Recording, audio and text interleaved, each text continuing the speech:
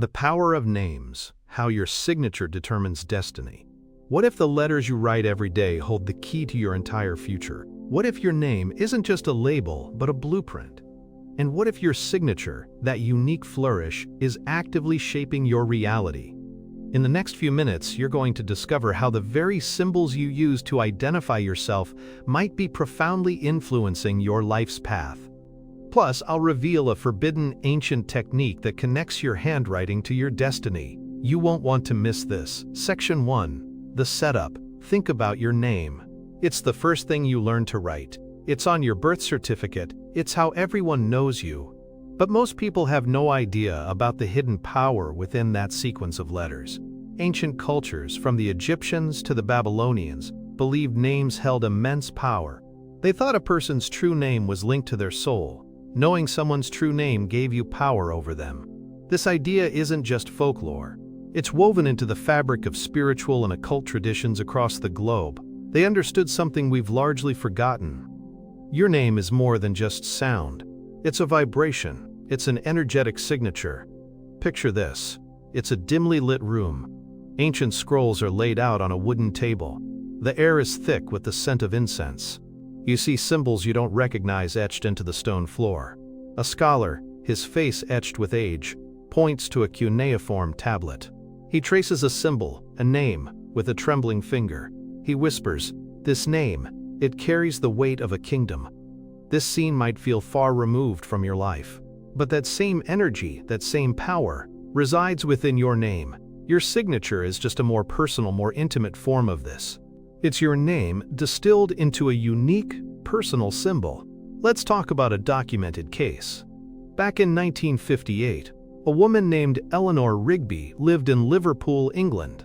Now, her name is famous thanks to a song, but her actual life, as recorded in historical documents, is fascinating. Eleanor, a seamstress, lived a quiet, solitary life. She died in 1939, alone and largely unnoticed. Her signature, when it appeared on any legal documents, was a simple, almost hesitant loop. It lacked any strong, decisive strokes. It was a signature that mirrored a life lived in the background. It's a stark reminder of how our written identity can reflect our lived experience. It makes you wonder, doesn't it? Stop. Think about this. Your signature is like a personal sigil. It's a symbol you create. It's a direct link between your conscious mind and the universe. When you sign something, you're not just authorizing a transaction, you're imprinting your energy onto it. Ancient mystics understood this. They used sigils, drawn symbols imbued with intent, to manifest their desires. Your signature, in a way, is a sigil you use daily. It's hidden in plain sight. Most people have no idea they're wielding such a powerful tool. But that's not even the strangest part. The way you form that sigil matters deeply. Section 2. The deepening. This is where things get really interesting. Scientists are now exploring concepts like quantum entanglement. They're realizing that everything is connected, including consciousness and energy. While they might not call it occult, they're touching on ancient truths. They've found that intent can influence physical outcomes. Your signature is pure intent.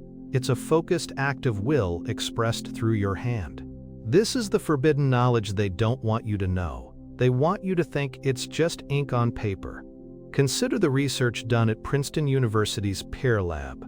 They studied the interaction of consciousness with physical systems. Their findings suggest that focused human intention can indeed influence random events. Now, imagine applying that focused intent to the very symbol that represents you. Your signature isn't random, it's a deliberate act. And if your intention can influence a coin flip, think about what it can do when directed through your personal symbol. Let me tell you about another case. John Hancock, the famous signatory of the Declaration of Independence. His signature is legendary for its size and boldness. It's said he signed large so King George III could read it without his spectacles. But the energetic implications are far greater. John Hancock was a successful merchant and politician. His signature, boldly placed, was a declaration not just of independence, but of his own powerful presence. It was a signature that proclaimed, "I am here, I matter, It's a powerful example of how a signature can embody leadership and influence. Documented cases prove this connection isn't just theory. Wait, let that sink in. Your signature is a constant affirmation of your identity. If it's weak, hesitant, or illegible, what message are you sending? What energy are you broadcasting? You're probably feeling this yourself. You've probably noticed that signing certain documents feels different. Some signatures flow easily. Others feel like a struggle. That's your body already knowing this. It's your intuition picking up on the energetic currents. Now, here's a conspiracy element. Why do banks and official institutions place so much importance on your signature? They scrutinize it. They compare it. They have entire departments dedicated to verifying it. Is it just about fraud prevention? Or is it about controlling the energetic imprint of individuals? They don't want you to know that your signature is a powerful energetic key. They want to keep that power for themselves. Remember this detail, it'll be important later. The control of identity is the control of energy. Think about the way different cultures historically treated names and writing. In ancient Rome, names had specific structures that indicated social standing. In many Eastern traditions, the way characters are written conveys profound meaning beyond the literal translation. This isn't just about aesthetics. It's about embedding energetic signatures into the very fabric of existence. Section 3. The evidence. This is where we dive into the most compelling evidence. Let me share a story about a man named Arthur Finch. Arthur lived in Chicago, Illinois in the early 1970s. He was a struggling artist, constantly facing rejection. His signature was a tiny, cramped scrawl, almost impossible to read. It was barely a whisper on the page. He felt invisible. He felt his art was unseen. He was living in a small studio apartment on the north side of Chicago in 1973 when he decided to try something different. He'd read about graphology, the study of handwriting. He focused on his signature. He consciously began to make it larger, bolder, more distinct. He added a flourish, a sweeping upward curve. Within 6 months, his art began to get noticed. He got a gallery showing. People started talking about his work. His signature evolved with his success. It became a confident, flowing signature that reflected his newfound presence. Arthur Finch's story, documented in local art journals from the time, is a powerful example. His change in signature coincided with a dramatic shift in his external reality. It's a testament to the principle that as within, so without. Have you ever noticed that when you feel confident, your signature looks different? It's usually bigger, more fluid. When you're stressed or unsure, it might shrink or become jagged. Your body already knows this. You're unconsciously broadcasting your state of being through your signature. But what if you could consciously direct that? What if you could use your signature to project confidence, even when you don't feel it? This is the hidden pattern. Let's look at another case. Sarah Miller, a marketing executive in Denver, Colorado, in the late 1990s. Sarah was ambitious but felt overlooked for promotions. Her signature was a series of small, disconnected letters, like scattered seeds. It lacked flow and connection. She felt her ideas weren't connecting with her superiors. In 1998, she attended a personal development seminar where the power of symbolic representation was discussed. Inspired, she decided to rework her signature. She focused on creating a flowing, connected script, linking each letter smoothly.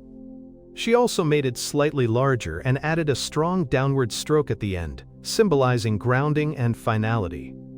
Soon after, her communication skills improved. She started getting her ideas across more effectively.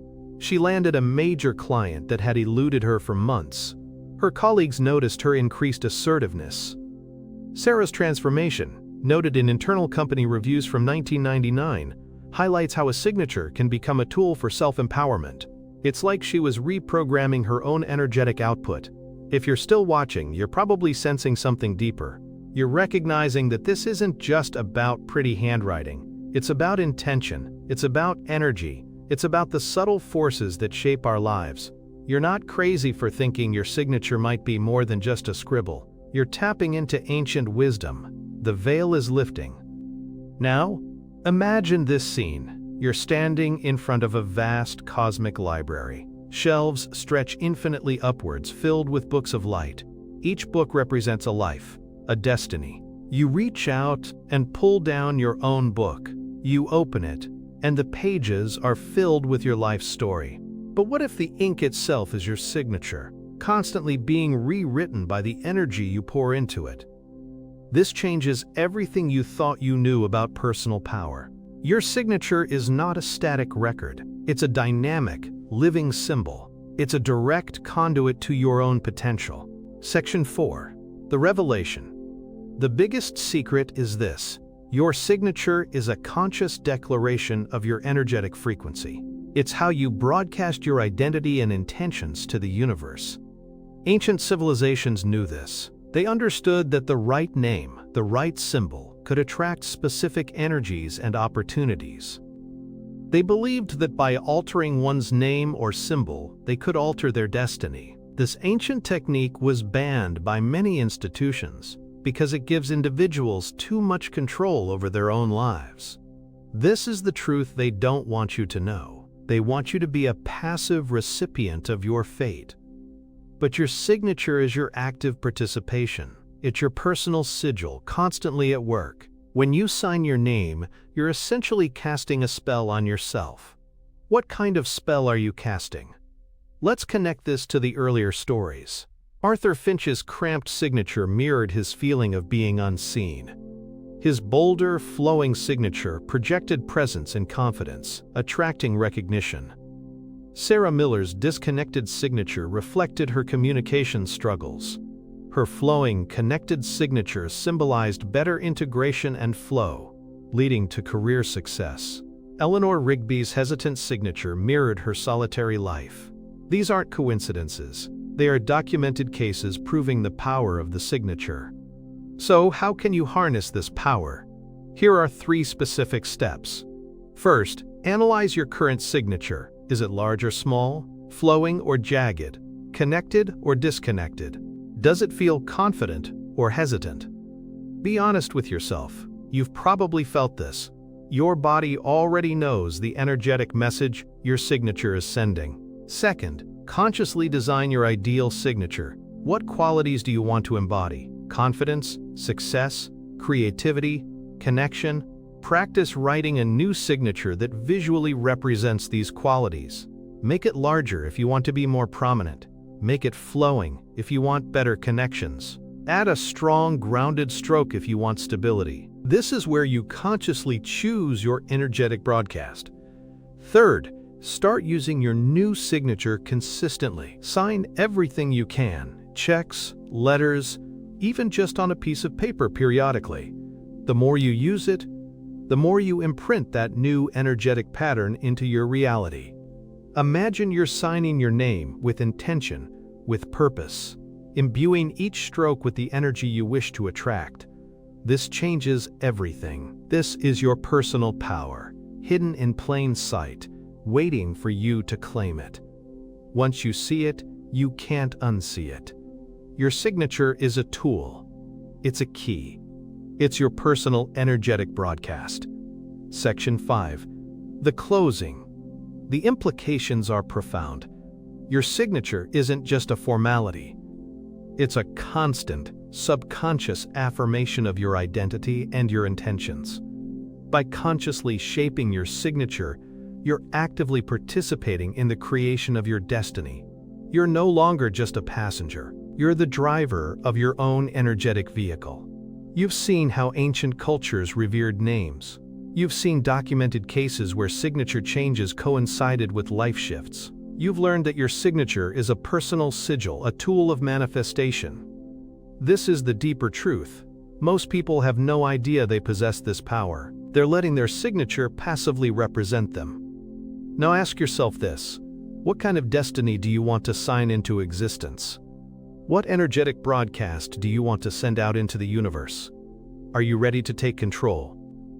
And if you think that's incredible, Wait until you discover how the alignment of your birth date and the energy of your name can create powerful destiny codes. That's coming up next. But before you go, consider this. What if the very letters of your name, when arranged in a specific order, could unlock hidden talents or even predict future events? That's a mystery for another time, but the answer might be written in your own hand.